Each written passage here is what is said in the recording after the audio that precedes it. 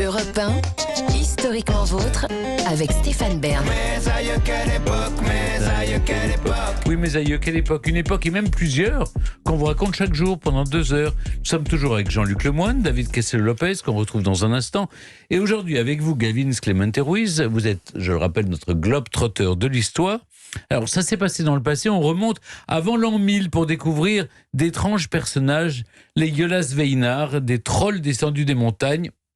C'est une tradition du folklore islandais qui est toujours bien présente dans leur vie quotidienne. Exactement, dans la vie quotidienne des Islandais, oui. Ah oui. Ce sont d'étranges personnages qui sortent de leur tanière, mais qu'à Noël, ou plutôt avant Noël, qu'on prononce Jul en islandais. Alors, je m'explique. Comme le rappeur. Oui, Jul, oui, c'est ça. Ça veut dire Noël. On l'appellera Noël maintenant.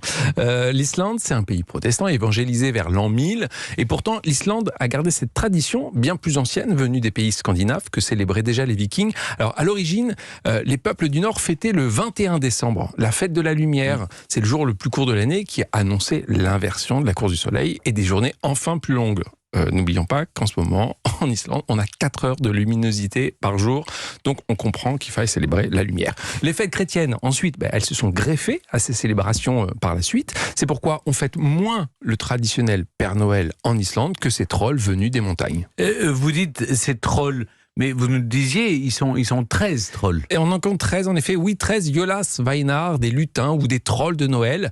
Mais alors, attention, ce ne sont pas des trolls très mignons, comme on peut les imaginer. Ah Ces oui. trolls d'Islande, ils sont vraiment horribles, pour pas dire autre chose. Ils sont habillés en peau de bête, ils portent des gros pulls pleins de poils, ils ont des trognes à faire peur. Alors, ça tombe bien d'ailleurs, parce qu'en fait, ils sont là pour ça. Vous voulez dire, ces trolls sont là pour nous faire peur. Normalement, les lutins, c'est plutôt mignon, c'est comme des angelots. Non, des amours. pas là, Stéphane. Ce sont plutôt, en fait, des pères fouettards. Ils sont 13 parce qu'ils apparaissent 13 jours avant Noël, du 12 au 24 décembre. Alors, la tradition islandaise veut qu'ils arrivent des montagnes, et le but est clair, en fait, c'est vraiment faire peur aux enfants. Alors, s'ils sont pas sages, les enfants, les Jólasveinar, ils seront là pour les punir. C'est bien ça. Mais le fait que ça, on remonte dans le temps, c'est un peu comme le calendrier de l'Avent. En quelque sorte, oui, c'est ça. Sauf que chaque troll a un rôle bien spécifique. Alors, hier, par exemple, le 14 décembre, c'était le jour d'arrivée de Stufur. Stufur, c'est quoi? C'est le troll trapu qui vole des poils à frire parce qu'il aime bien le gras qui se cache au fond des poils. Aujourd'hui, on t'embrasse. Aujourd'hui, c'est le tour de Trurusleikir, le gourmand. Il débarque dans les foyers islandais. Alors lui, sa spécialité, c'est de venir lécher, j'aime bien ça, venir lécher chez vous votre cuillère dans votre assiette. Mais c'est répugnant. Oui, c'est ça. Mais c'est exactement ce qui plaît aux enfants, justement, parce que ces trolls, ils leur font en fait gentiment peur.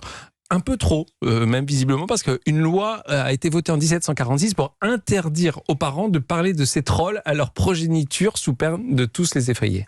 Mais faire une loi pour interdire de parler de trolls, j'ai jamais vu ça. La loi s'est assouplie ensuite ou les parents l'ont respectée? Oui, il y a eu des aménagements de cette tradition, de cette légende islandaise, des assouplissements, même maintenant petits et grands laissent une chaussure, alors c'est la tradition, sur le rebord de la fenêtre à la tombée de la nuit. Les trolls sont plus modernes que le Père Noël, notez-le quand même, parce qu'ils passent pas par la cheminée, eux, ils ont tout compris. La fenêtre suffit. Les enfants sages, on leur dépose une friandise ou un petit cadeau, comme dans le calendrier de l'Avent dont vous parliez, Stéphane. Mais ceux qui ont désobéi, on leur pose une patate. Ou une patate pourrie même. Ils sont horribles ces trolls. Oui. De faire peur aux enfants, aux adultes. Enfin, c'est pas Noël, quoi.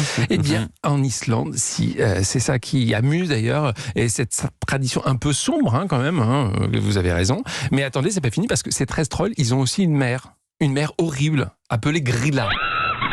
C'est ça, exactement ça. Elle a l'habitude de kidnapper les enfants terribles, de les emmener chez elle pour faire de la soupe. Avec les enfants, on fait des soupes d'enfants. Quant au père, c'est horrible. Quant au père de cette famille, il s'appelle Lepaloudi. Lui, en fait, il reste assis, il mange toute la journée la soupe de sa femme, peut-être. Alors, 13 enfants, un père, une mère, c'est tout? Non. En ce moment, quand vous allez en Islande, vous voyez partout des chats lumineux, des chats énormes. On les voit dans les boutiques, dans les vitrines, on les voit sur les places des villages. Eh bien, en fait, il s'agit du chat de cette famille.